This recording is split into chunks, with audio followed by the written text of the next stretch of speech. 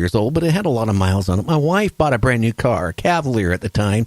She goes, honey, take this car. It's going to be a lot more economical for gas, compared to the Jeep. So we took her brand new car. I mean, she didn't even probably drove it to work for a week before we went on our trip. This thing, put a huge dent in the fender, right? I have to come home. And not even that. We were so panicky. We drove for about 15 miles. We stopped at a little store, okay? And because we were shook up, and I went in there, and I was going to get a Coke or whatever it was, maybe a beer. I can't remember. And the guy that owned the store started talking to us, and he noticed that we were like incoherent, like freaked out is the word. Yeah. And he goes, well, did you see a bear? Were you attacked by a bear? And I go, no. He goes, well, that there is Bigfoot in the area. And he even said he has seen him in the past. And, here we are. We're in Canada, right? We can't take any weapons with us. We didn't even think about bear spray, but I don't even think bear spray. Could you imagine going up to whatever it was and spray it in the face? Oh, wow. Are you kidding me? That's like, that would be like, I don't even know what that would be like. There's nothing compare. That is an incredible freaking story. But I got one question. That point, did time had to stop for you at that point? When you got your keys on, if your door was locked, that point where you got to put the key in and not be nervous and drop your keys. No, I didn't drop the keys, thank God. I think I probably put some scratches around where the lock was. Oh, my God, I can just picture that. That is an incredible story. My goodness. Well, what got me is, though, here we are, and all these people, said, well, you had a camera. Why didn't you take a picture? Well, I'm going to be honest with you. I was in the military, and all this stuff. I'll tell you something. When you see something like that and it's running after you, you got to stop and say, hey, smile. You need to put your priorities up front real quick. The only thing I could think about was getting out of there, And what the point is, these people, come back and say to me, some of the guests I've had on the shows, expert on Bigfoots, said, well, it was just trying to scare you. They would have never hurt you. Well, you know what? I don't know if it would have hurt me or not because I didn't stay around. But I figured it threw a rock and damaged the front fender of the car. And if maybe we didn't run as fast as we did, if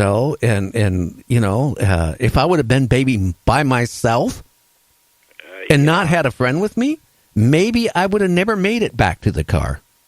That's exactly right. And here's the thing about this. Either way you look at this, this is a undiscovered, untapped-in knowledge of a biological entity of some shape or form, whether it be ape, alien, whatever, half-man, whatever it is. And here's the point. We don't know. We don't know their mentality. We don't know. We can look what animals can do, or wild animals, or wild humans, what they might do. They're unpredictable. We don't know what it could do. It could be friendly, could be mad. Maybe you caught one with mental abuse. Maybe there's inbreeding. Maybe you caught one with mental illness because of inbreeding, and it doesn't think normally. It doesn't just be our ego can't get in the way of thinking we know how something may think, because when you do that, you're going to get in trouble. And luckily, you didn't think like that, because I'm going to tell you something. I may think I'm brave, but if I see a 9, 10 foot, 1,000-pound beast running at me, I assure you, I'm going to run till I got a fight, but I'm not going to go into a full-on chicken battle charge at it, because I'm pretty sure 1,000 pounds would run me over pretty quick. Well, I don't know. I don't know. Maybe, it was just trying to scare us and get us away. But like I said, if I would have that's why I keep warning people, don't do anything by yourself. Have somebody with you.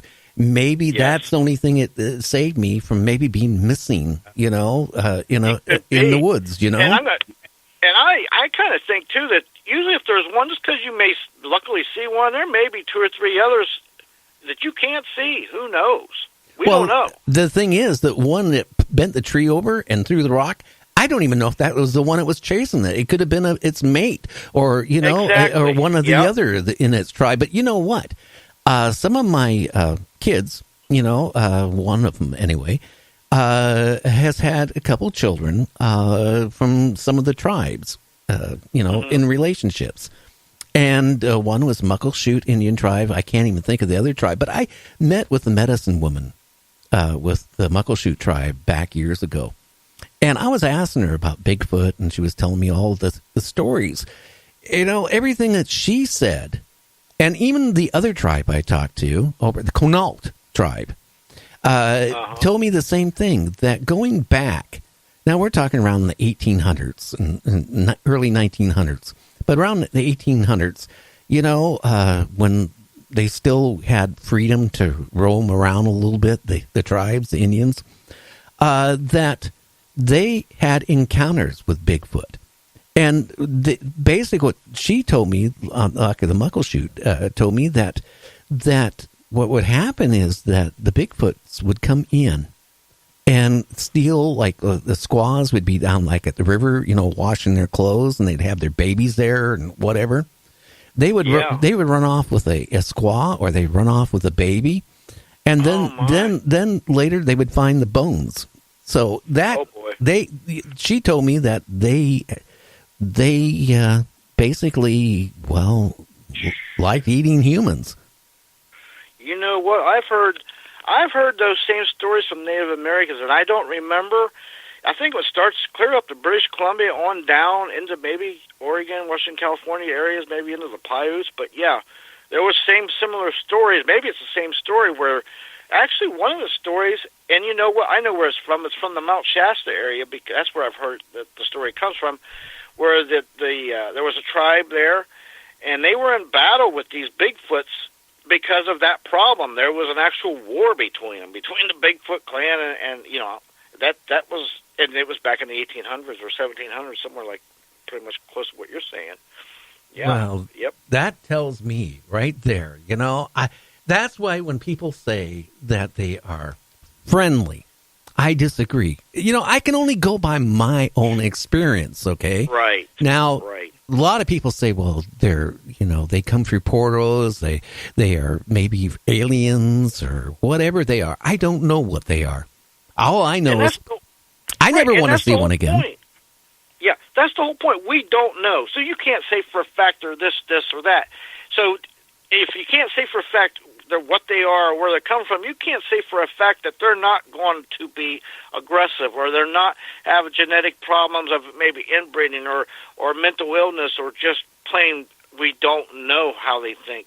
There is no data on it, no hard facts. We don't even know if they even exist or if they're even real. I mean, we know, but technically on paper we don't know. So we can't be so arrogant to think, oh, we know how they're going to act and stuff. That's just, you're setting yourself up for the woo-woo on that one. Well, you know, I have heard recordings. I've had some major people who, you know, gone and did a lot of research, went out and hunt Bigfoots. And, you know, a couple of them actually said they've seen them. I do know they exist because I saw them. My friend who's a medical doctor saw them.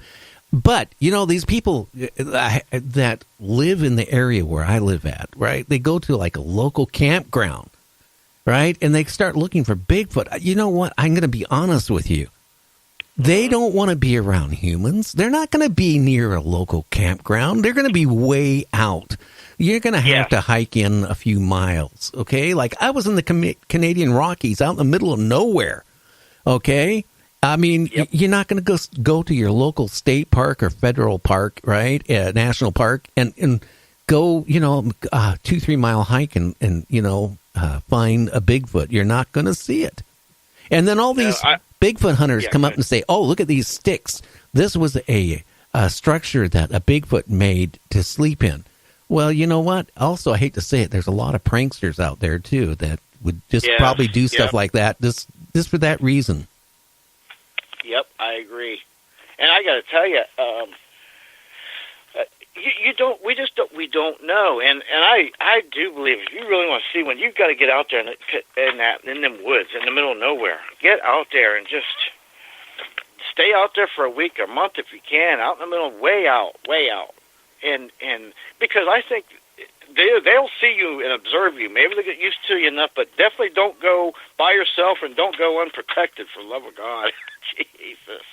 Yeah. Wow. Well, you know, like I mentioned a lot of times, you know, like the 411, the author of that book, you know, it's been, you're talking, it was like 40-some thousand people since 1900. Disappeared in national parks.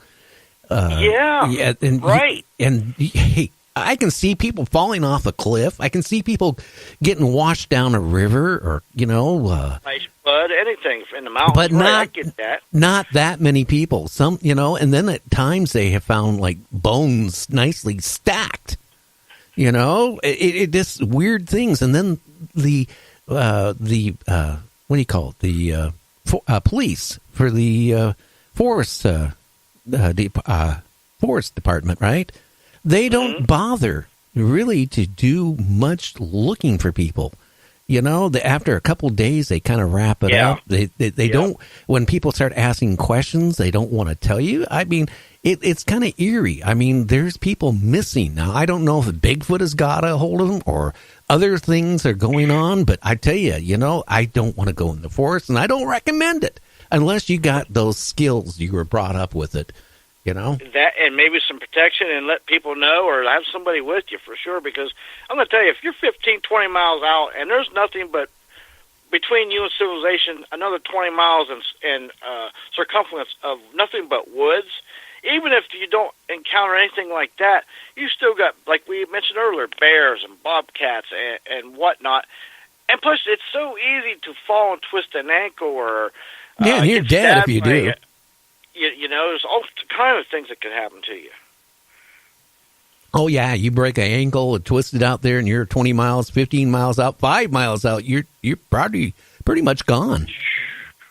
You're in trouble. That's no joke. People don't think about these things. There's a lot of variables that go into that. You just don't jump in without being prepared for sure. Yeah, and then a cougar or mountain lion or something that sees you and drags you off, and and then the other animals, whatever's left, they run off with your bones, so you're gone.